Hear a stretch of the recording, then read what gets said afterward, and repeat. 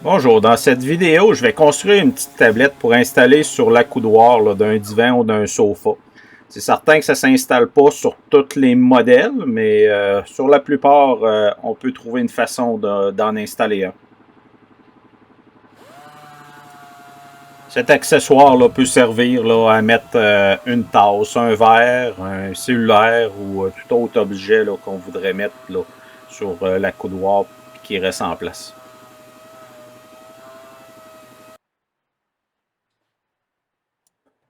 La première étape, je coupe des retailles de mélamine pour me faire un prototype, pour regarder les proportions puis prendre des mesures.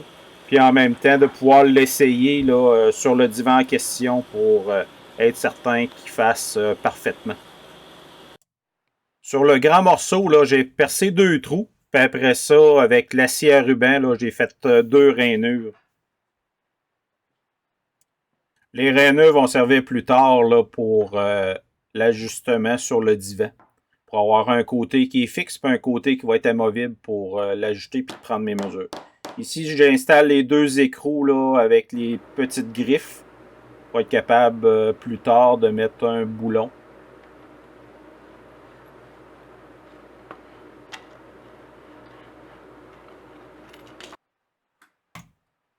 J'assemble le prototype avec la graffeuse.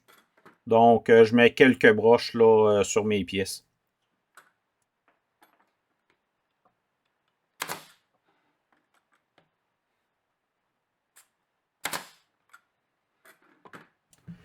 Mes broches n'étaient pas rentrées complètement. Donc, j'ai utilisé le marteau pour être certain qu'il ne dépasse pas. Parce que ça va être la partie qui va être en dessous de la grande plaque qui va coulisser.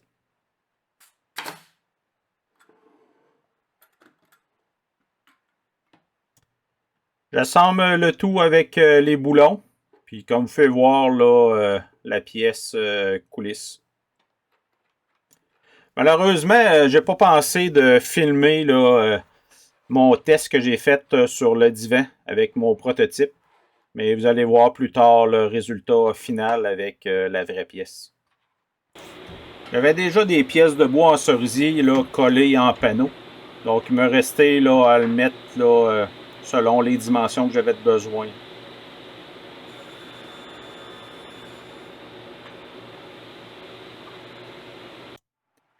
Ici, j'ai toutes mes pièces qui sont coupées.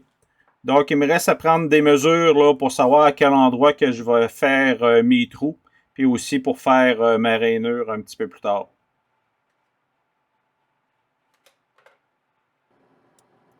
Perçage des trous dans la partie qui va être amovible.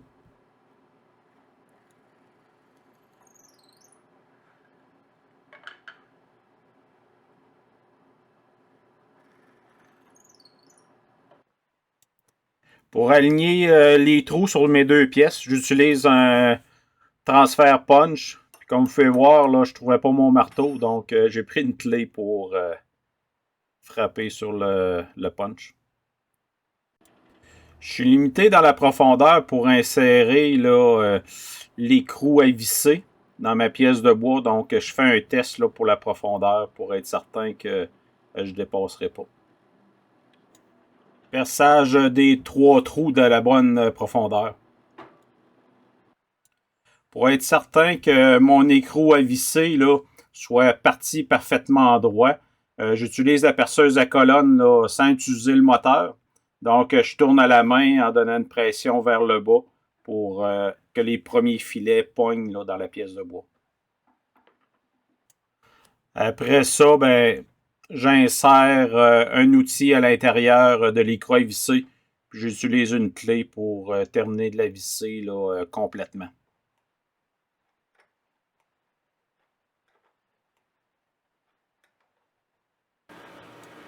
À l'aide de l'acier à ruban, je vais tailler mes 3 rainures pour que ça puisse coulisser sur l'autre partie.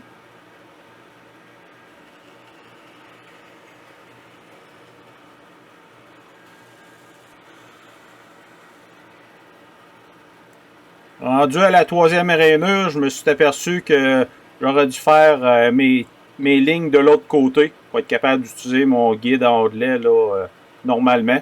Mais là, j'ai utilisé une pièce plus longue que j'ai mis à l'arrière. Donc, de cette façon-là, j'ai été capable de faire mes 2 coupes là, pour faire ma rainure sans problème.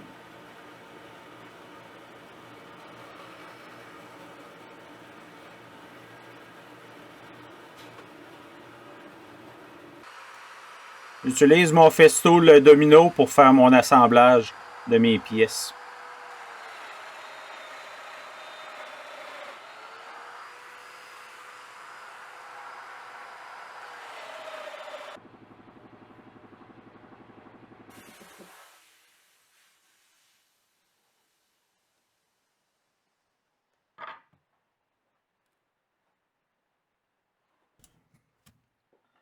J'applique de la colle dans les trous. Après ça, j'étends la colle pour insérer là, mes dominos là, dans les trous.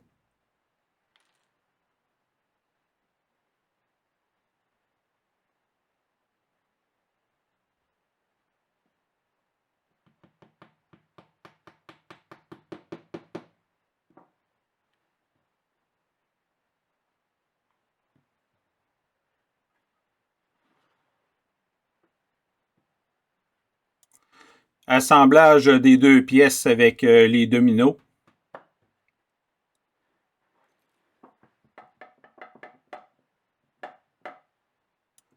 J'ajuste les pièces pour qu'ils soient parfaitement là, alignés. J'utilise des serres le temps du collage, puis je m'assure aussi que mes 2 pièces sont vraiment bien collées là, à 90 degrés.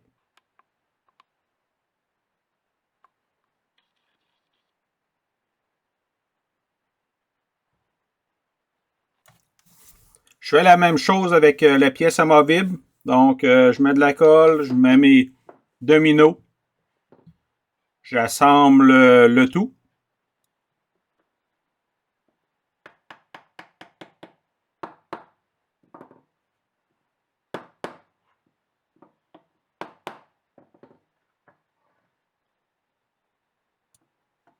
J'utilise des serres, comme pour l'autre partie, toujours en vérifiant si mes pièces sont bien d'équerre.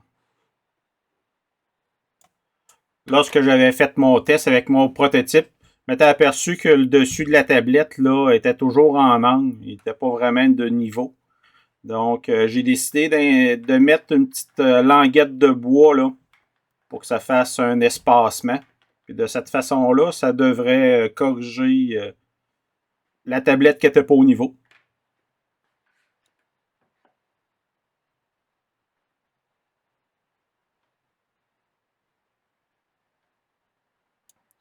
Après le collage, ben, du sablage sur les pièces de bois avant de faire la finition.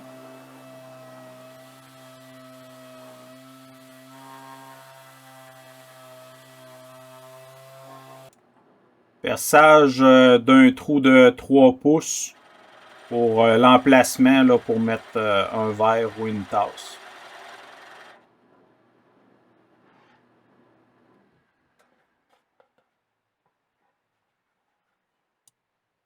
Même si la mèche laisse un fond quand même plat, ça reste qu'il y a des marques. Donc un petit sablage là, à l'intérieur du trou.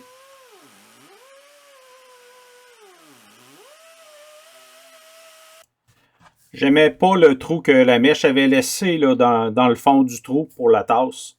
Donc j'ai décidé de faire un petit mélange d'époxy pour le mettre dans le trou.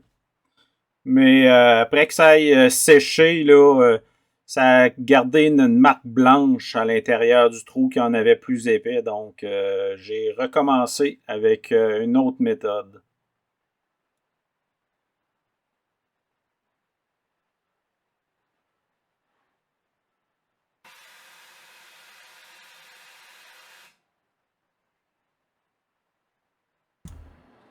J'ai percé le trou où que j'avais mis de l'époxy pour tout enlever.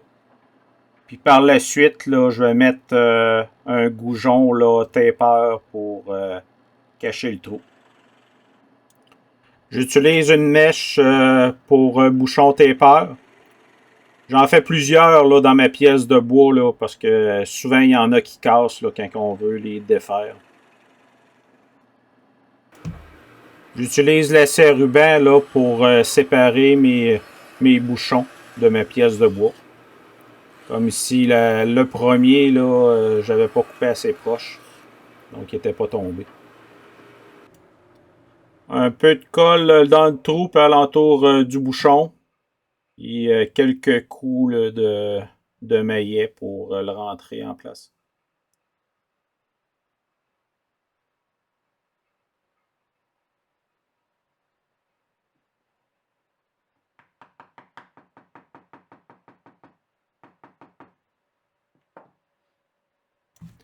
Un petit coup de ciseau à bois pour enlever l'excédent du bouchon. Par la suite, un petit sablage.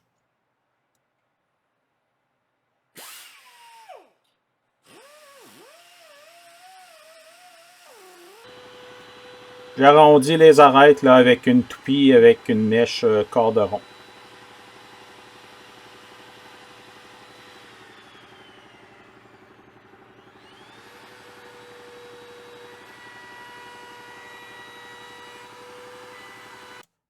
Préparation de la table pour la finition. J'utilise le vernis Finitech 6000 pour plancher. C'est un vernis qui est très résistant. Comme vous pouvez voir, la petite languette de bois que j'ai ajoutée, là, c'est pour corriger l'accoudoir là, qui n'est pas parfaitement droit. Donc, de cette façon-là, ben, la tablette est vraiment droite. Merci d'avoir regardé ma vidéo et en espérant que je vous ai donné le goût de faire vous-même un petit projet. Et à la prochaine vidéo.